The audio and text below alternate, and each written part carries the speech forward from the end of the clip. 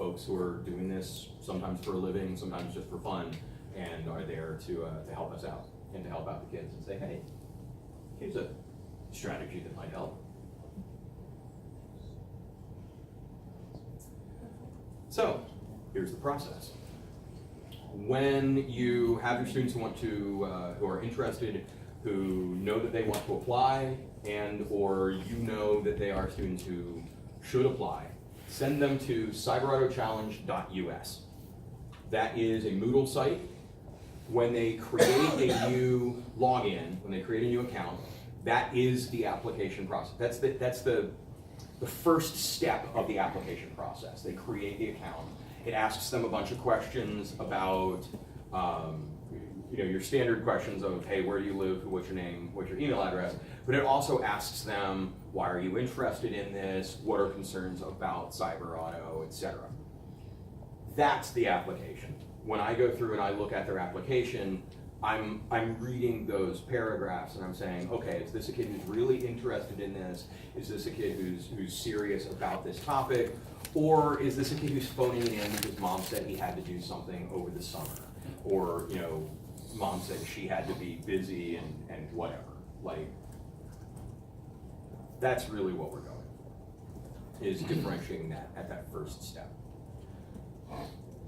During the application process, there is a link to a reference form. They have to send that to 2 separate individuals. Those individuals can be pretty much anybody. We don't want it to be family members, but pretty much any professional reference would work.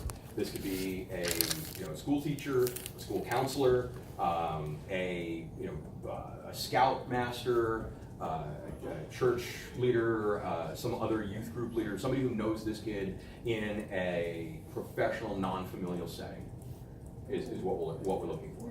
Ask them a bunch of questions, including stuff about integrity and ethics, and then finally it does kind of go for a final go, no go. Do you recommend this kid? Do you not recommend this kid? Once they get approved, so this part right here, well, really this first step, based on that, I will typically either give them entry into the Moodle site or I'll kick them out. Overwhelmingly, if we have somebody who's creating an account, this step right here is going to be approved. I've only had 1 or 2 over the 5 years or so that I've been in charge of that specific step that I've had to say, no, you clearly have no idea what's going on here. We're not dealing with you. The vast majority of the kids, it's, okay, come on in, let's see what you've got. From there, once they're in, there's an online classroom. There are a series of courses, and based on their scores from those courses, that is now a merit-based differentiator. So they can get a certain number of points for CAN bus basics, again, controller area network, it's on a bus, that's a type of network architecture. So CAN bus basics, Unix, which is both an operating system as well as the language that's used to communicate within that operating system, and wireless, which is just an introduction to a bunch of different wireless specs. There are a couple of other classes that are available, but those we're not as heavily focused on. It's really these 3 that you absolutely have to do pretty well on before you get into the garage. Somebody mentioned prerequisites a little bit earlier. I think it was you, sir. Coming into this step, you literally don't need to know anything about cars or computers. Coming out of this step, you'll know everything you need coming in, assuming you do well on these 3, you'll know everything you need, absolutely minimum, to come into the garage and do well. We can work with you based on that. And that's the purpose of these 3 courses as a differentiator. And from there,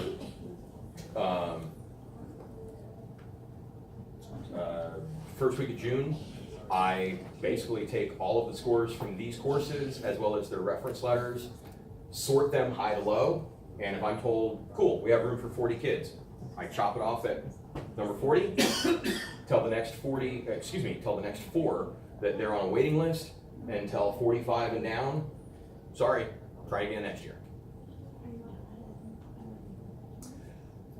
meritocracies are problematic, generally speaking, which is why, or rather, but they do have the benefit in this case in basically wiping clean a lot of some of the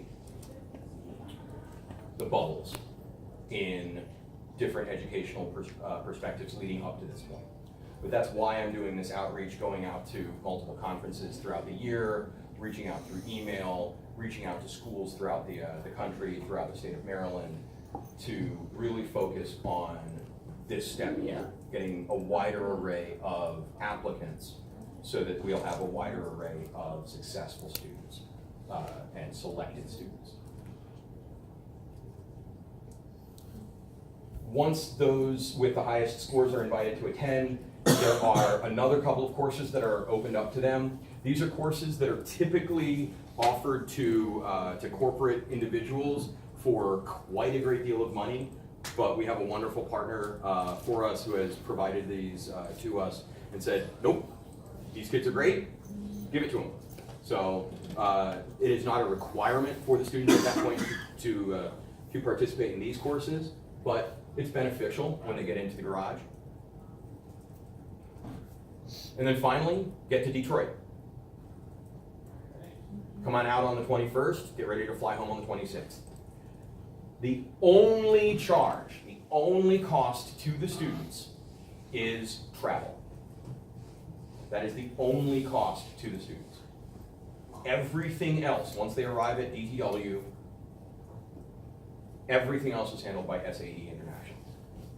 We will pick them up at the airport, we will take them to the dorms, we will feed them, we will house them, we will give them all this cool swag, and then at the end of the week, after we go, we will take them back to the airport and we will send them on their way.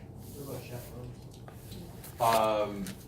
We have a series of chaperones that are provided that are educators. They're high school educators. They are all FBI fingerprinted, checked. This event is not affiliated with any individual school. So, go on in. I'm just waiting on someone. I'm sorry? I'm just waiting, go ahead. Oh, okay. So we do, and we have male and female chaperones. We have, we try to accommodate as best we can. We have had transgender students. We have had non-binary students in the past. So in terms of room blocks and room assignments, we do take that into consideration and we accommodate absolutely as best we can. For college students that might attend, do they get background check too? They are held, historically they have not, but they are kept in a different, they are not roomed with the minors. Minors are roomed on one end of the hallway, adults are roomed on the other end of the hallway. Or last year, I believe, we had an interesting situation with our housing where we found out about an outbreak of Legionnaires in the original set of dorms. So we had to literally under a week to go, we had to change dorms, and we were very fortunate that another university in Detroit was able to house us, and they were housed on different floors. So we do keep them segregated by that. So if we come all the way from Hawaii and travel is very expensive, do you offer scholarships to students by chance? I know you're already offering everything for free, and it's like, hey, give me something else for free. But No, and I love that question. And I personally have been advocating for about 4 years now to SAE, saying, hey, we really need to include this in the package, where if you make it through this, we gotcha. Unfortunately, until SAE decides, or rather has the funding pathway to cover all of the students, they're not comfortable covering some of the students. Their issue is they don't want to get caught up in the, all right, well, where do we draw the line? And so we have had students from Japan, from China, from Singapore, Germany, in the past. And so we have had students come from great distances at great expense. And unfortunately, that is out-of-pocket expense. Several of them did get scholarships on their own, reached out and got grants for it. Okay. So there are some organizations that do have money available for that. Unfortunately, we don't.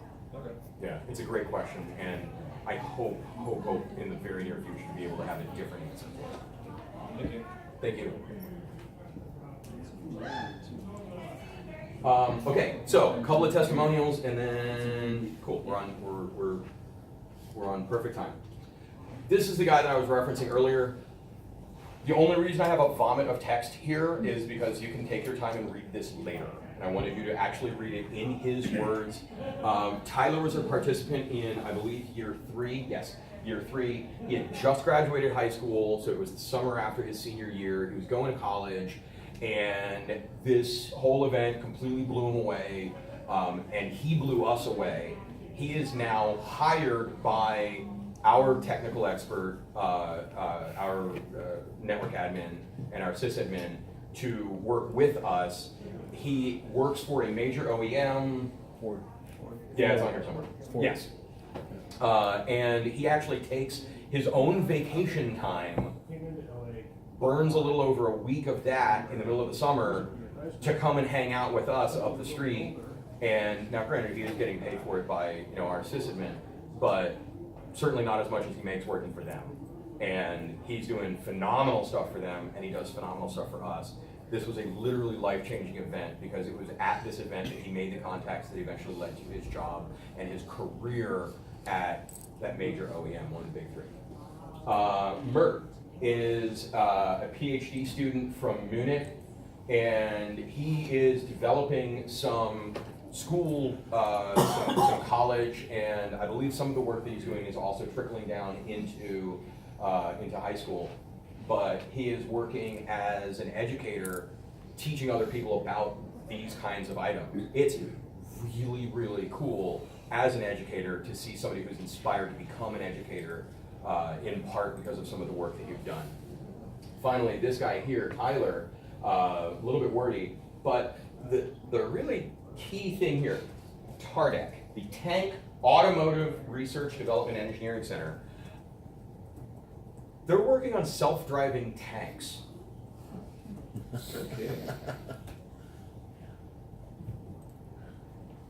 It's a thing. And they've shown us some videos. These are obviously unclassified videos of some of their work in progress of self-driving tanks and self-driving MRAPs. Oh my God. Like, it's completely mind-blowing, the work that they're doing, applying what we're doing in the automotive, the civilian automotive sector, to the combat military sector, because our folks overseas are getting blown up by IED and things like that. But if you literally don't have a soldier in the MRAP when that MRAP gets attacked, you don't have that casualty, you don't have that loss of life. It's really phenomenal, some of the stuff that they're doing in terms of protecting our soldiers and protecting our some logistics and using that to protect some of the folks that we're working with overseas. It's really, really neat. And again, he made that contact with TARDEC at the CyberAuto Challenge, and that has been parlayed into what's probably going to be a really interesting and fruitful career. The big thing that I think, we're talking about all that, the big thing that I kind of want everybody to take from this goes back to one of the things that, again, kind of implying what Vince was saying and what some of our folks have said. You can get paid to do this, whether you're white hat or black hat. But if you can get paid to do this and not have to worry about getting arrested and going to jail for the rest of your life, why wouldn't you? So this is a really great opportunity for a lot of our kids. I'm doing this because I do believe this is part of saving the world, and I hope that you will spread the word, encourage your kids to apply for it. If you have any questions for me, dquintonschein@gmail.com or 443-803-2119. or of course check out the website sae.org/events/CyberAuto. And if you missed it this morning, I did talk about trust stress analysis, POE sections 214 to 218.